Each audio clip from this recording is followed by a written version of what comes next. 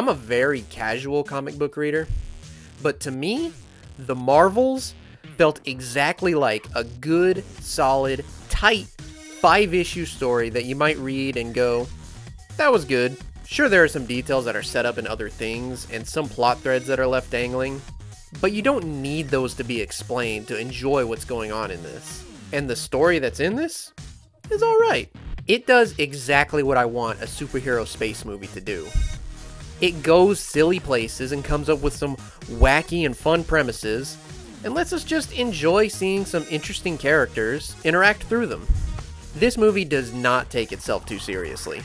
And to some, it might not be your thing, but it really worked for me, because it's not just flying from boring planet to get to the next thing. The steps along the journey are enjoyably imaginative, like a planet where the people have a very silly and specific way of communicating that'll either make you laugh or cringe. The same goes for what they do with the kittens that you see in all the marketing, and the particular song choice that they have in their scene. How much you enjoy this film definitely depends on your sense of humor, and it struck a chord with mine. But none of this would work as well if the characters, the Marvels themselves, weren't enjoyable. But luckily, they are. Iman Vellani as Miss Marvel is definitely the standout.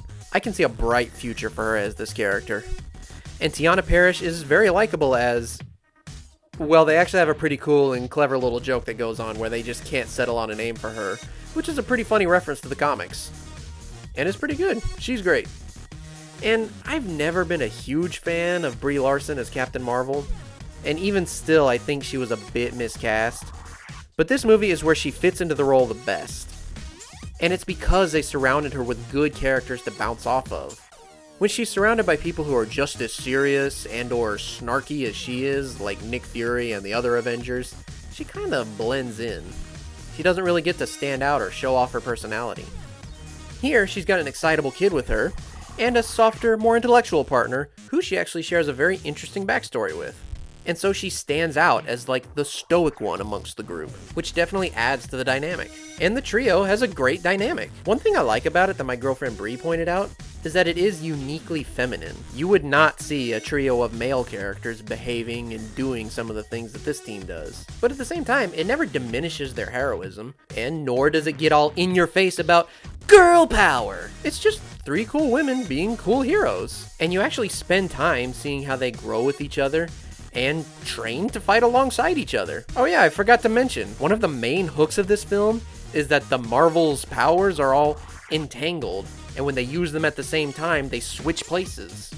And I like that they don't just figure this out as they go through their fights. You see them spend time practicing and getting used to it. It leads to some very creative fight scenes that you can tell are carefully thought out. Nia DaCosta definitely went more into James Gunn's territory of creative action, more so than the usual Marvel fights.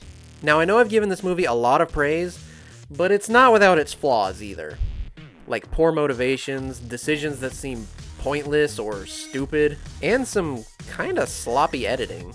Like for example, there's a ton of build-up to the meeting between Miss Marvel and Captain Marvel, the biggest fangirl in the world, and her favorite superhero. And when it finally happens, the camera never shows Captain Marvel's face. You only get Kamala and the back of Carol's head. Little things like that, and I mean like a lot of little things like that, hold this movie back from being really great. Well, those are just my thoughts after watching this movie. What'd y'all think? Agree? Disagree? Think I'm stupid? Let me know in the comments. And let me know what you thought of this film. As for me, I say, the Marvels, more like the Midvals, but it's still a good fun time.